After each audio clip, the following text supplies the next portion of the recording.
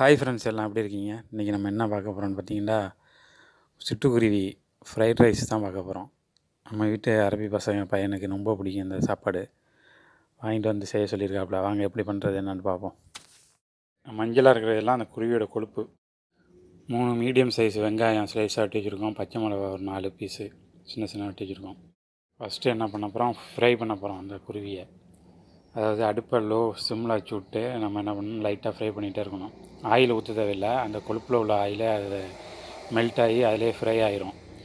லைட்டாக பொன்னிறமாக ஃப்ரை ஆகணுத்தோட வெங்காயம் பச்சை மிளகா எல்லாத்தையும் ஆட் பண்ணி நல்லா ஃப்ரை பண்ணணும். அதோடு சேர்த்து வெங்காயம் கொஞ்சம் பொன்னிறமாக வந்த பிறகு நமக்கு தேவையான மசாலா ஆட் பண்ணிக்க வேண்டியது தான்.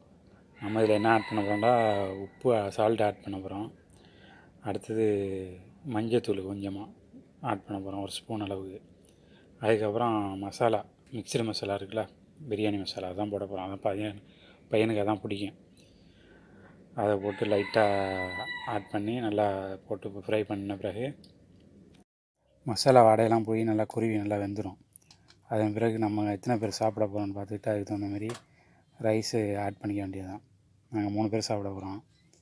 அதுக்கு தகுந்த மாதிரி ரைஸ் ஆட் பண்ணி நல்லா மிக்ஸ் பண்ணி எடுத்துக்கணும். சிட்டுக்குருவின்னா நம்ம ஊர் சிட்டுக்குருவி நினச்சிக்காதீங்க.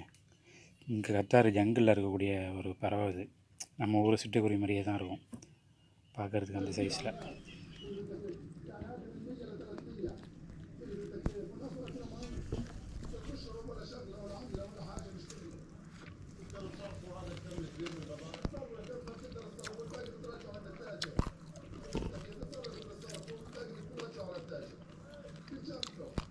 வேறு லெவல், சூப்பர்.